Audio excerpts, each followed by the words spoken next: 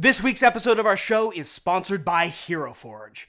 Hero Forge lets you design fully customizable miniatures for your role-playing game characters. Using their web-based 3D character building platform, you can fully customize your character's appearance, choosing from hundreds of weapons, armor, and equipment, then positioning them in a dramatic pose. Using their web-based 3D character building platform, you can customize every element of your miniature, choosing the perfect equipment, magical effects, weapons, armor, and every other element of their appearance, from their face, their pose, their hairstyle, and much, much more. We love having a special, completely unique miniature, which matches our vision for our characters. Hero Forge has endless options for any class or character you can imagine. The miniatures are finely detailed, durable, and an absolute joy to paint. You can even download the digital STL files to print them out using your own 3D printer at home, or you can custom order them in your favorite material and they're shipped right to your door. You can start creating the perfect miniature for your next character at heroforge.com. And you can get $5 off your first premium plastic miniature with the discount code Dungeon Dudes. And now, on to this week's episode. Greetings, my name is Monty Martin. And I'm Kelly McLaughlin. And we are the Dungeon Dudes. Welcome to our channel where we cover everything Dungeons & Dragons, including advice for players and guides for Dungeon Masters. We upload new videos on Tuesdays and Thursdays, so please subscribe to our channel so that you never miss an episode. Today, we are taking a look at 5 of the weakest epic level monsters in Dungeons & Dragons 5th edition. In Dungeons & Dragons, there are so many monsters that can punch well above their weight class. But there are a few who, when you get into combat with them, you might be surprised at how little impact they have against a well-prepared party. When looking at high-level monsters, it's very easy to be flipping through the monster manual and see all the dice beside their attacks and their massive attack bonuses and their huge pools of hit points and think, wow, this challenge rating 30 monster is really, really impressive. But when we actually stack those monsters up against player characters of a level that they are supposed to provide challenges for, not ones that they will simply destroy outright, we find that these monsters are a little bit like that schoolyard bully. All pomp, circumstance, and hot air, but with not a lot of substance and very little actual strength when a true fighter shows up to meet their match. There's a lot to discuss, so let's get rolling. Now for this episode, we are looking at monsters of challenge rating 21 and higher, and we've chosen them from the Monster Manual, Mordenkainen's Tome of Foes, and Volo's Guide to Monsters. We also are not going to count any monster that is a named villain. These monsters might make a great endgame boss battle for a party that is levels 10 to 15, but once they get up to 17 and 18 and 19 or 20, these monsters are supposed to be able to stand up toe-to-toe to them, but might just end up getting punished. Over the past several months, I've been running some online games for charity with our local Adventurers League groups, and I've had the opportunity to run several high-level games of Dungeons & Dragons with fully loaded parties of 20th level characters, and many of the monsters on this list just got wrecked by those groups. Some of those groups were very finely tuned combat machines. Others of them were not. And in many cases, these monsters still did not pose an adequate threat and challenge. And I think you got to do a lot of homebrewing work if you're going to use these as a high-level threat in your games. The first monster that we are going to talk about today is actually one of the most iconic monsters in the worlds of Dungeons and Dragons, and has been around since the very origins of the game. And that is the Lich. The challenge rating 21 Lich, possibly even higher if it's encountered in its lair, is a legendary monster that on paper looks terrifying. It is immune to non-magical damage. It has 9th level spells, including Power Word Kill. It has lair actions to regenerate spell slots. But then it also has only 135 hit points. Now let's not mince words here. Liches are schemers. They are smart, intelligent beings that should always play the battlefield to their benefit. But if push comes to shove and they end up in a situation where the party is able to catch up to them and just dish out damage, they might go down in less than a round. Considering that liches are often cast in the role of the big bad evil guy, they might have been the adversary the party's been facing for the entire campaign.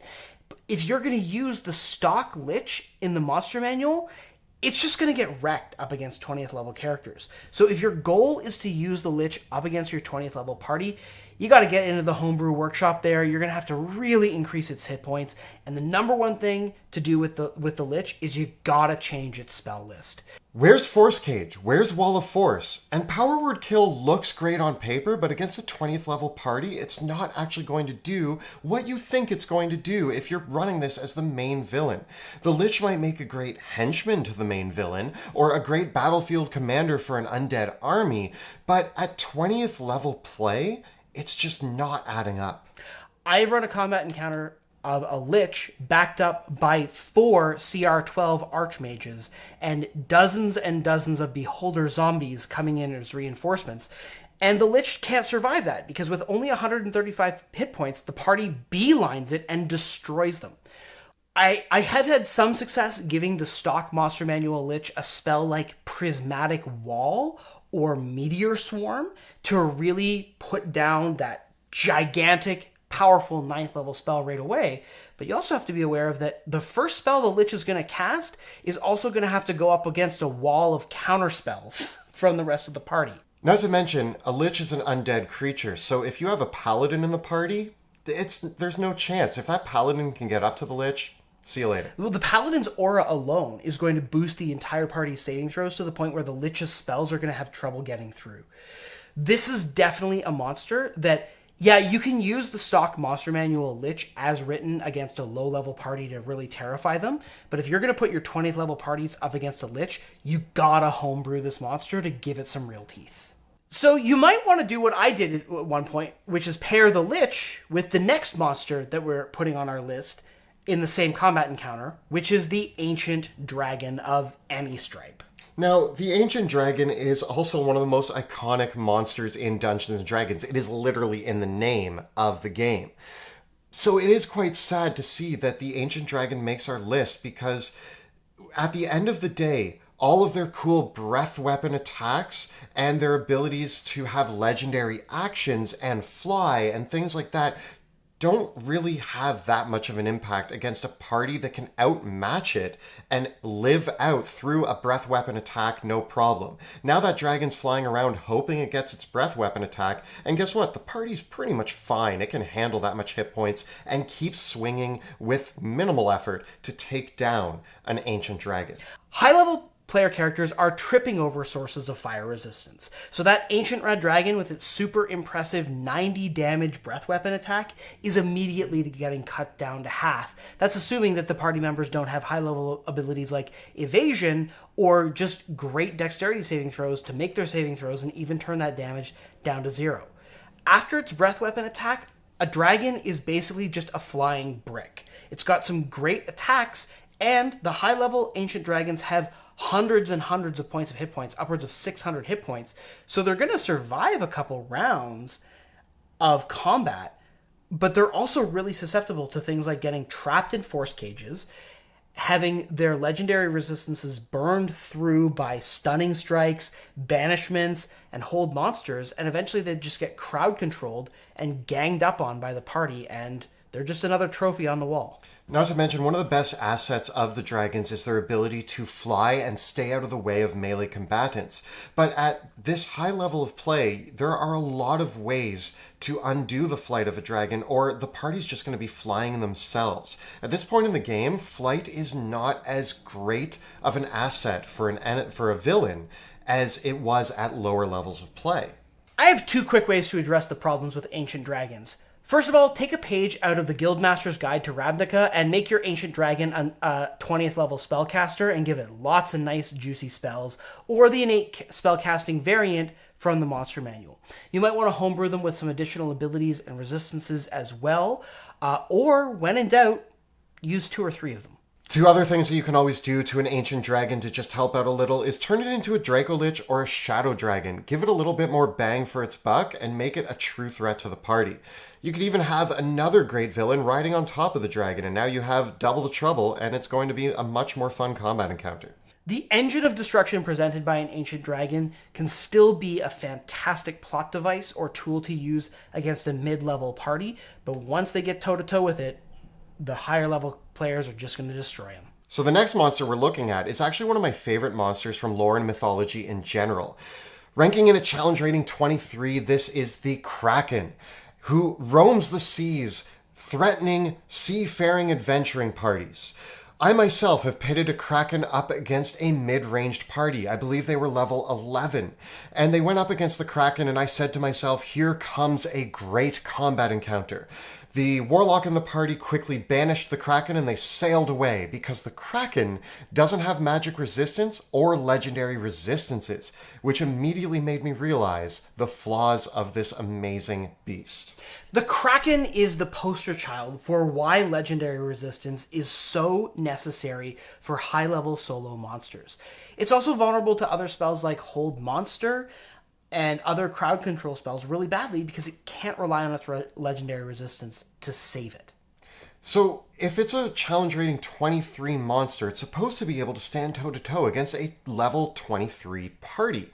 Level 20 parties would easily mop the floor, and this wouldn't even pose a threat because there's no way that a high-level party doesn't have a number of spells that can just undo this combat encounter instantly. Of course, the Kraken is still a great monster to have come along, destroy the ship of your low-level party so they can get shipwrecked and lost at sea in the adventure hook that you've created. But if you're actually going to have it go toe-to-toe with them, it doesn't really deal a lot of damage. It can do all this bite and swallow stuff, and it can do cool combat tricks like pull people underwater. But again, high-level characters have flight, teleportation, ranged attacks, and ubiquitous access to magic items and the water-breathing spell, which unfortunately means it's susceptible to all the exact same problems of ancient dragons, which is even worse because it doesn't have a breath weapon attack like dragons do, and it also doesn't have legendary resistance, so it's super vulnerable to high-level abilities. I do think that the Kraken finds its home as a plot device rather than a scary endgame monster. You can use it to block waterways or scare the party into going into a ship and sailing the seas. However, once the players reach 10th level, they really have the means of withstanding its attacks, which can be threatening to a lower level party, but even by 10th level, the damage output isn't that substantial that they couldn't survive. Yeah, the fact that it has a plus 18 attack bonus on its tentacles, and those tentacles deal about 20 points of damage when they hit, automatically grapple, and then the Kraken can throw people 60 feet, means that the Kraken is kind of really good at coming up on the deck of a ship, grabbing the important NPC and throwing them into the sea, or grabbing the players to throw them so that they get lost at sea. And a party of 10th level, maybe 8th level, 12th level characters, they're probably going to survive that, but they might not be able to necessarily defeat the Kraken, unless, of course, they whip out Banishment. So the Kraken, I think the way to save it is to not use it against a high-level party, and use it as that mid-level plot device, obstacle, environmental challenge that it's trying to be. If I was trying to homebrew it for a higher-level party, I think you would need to give it a lot more attacks, give it its magic resistance and legendary resistance, and probably homebrew the environment and add like a bunch of aquatic creatures that accompany it in battle. The next monster that we're looking at are the Elder Elementals presented in Mordenkainen's Tome of Foes. We are going to be focusing in on the Zaratan, but in general, these creatures do not meet the requirements for the challenge rating that they've been given. It's a real shame. The Zaratan conjures up the image of the massive earth turtle swimming through the seas or walking along the ground. It's a huge, beefy, armored, monstrous turtle. What's not to love about this creature? It just doesn't really pose much of a threat to high-level characters. Despite being a massive armored turtle, it only has 21 AC and only about 300 hit points. If they're going up against a level 20 party, because this is a challenge rating 22 monster, well, they're going to be able to dish out 300 hit points of damage pretty quickly. And most players at level 20 are going to be able to hit well above a 21 AC. So this creature is going to die much faster than you would imagine a well-armored monster should. Its earth-shattering movement ability is a really cool and iconic power that destroys a lot of buildings and is very, very damaging if you're a city, but high-level player characters are going to be able to fly or teleport and avoid this ability fairly easily. When it comes around to actually making attacks, its stomp and bite abilities are pretty middling in terms of the amount of damage that they can deal.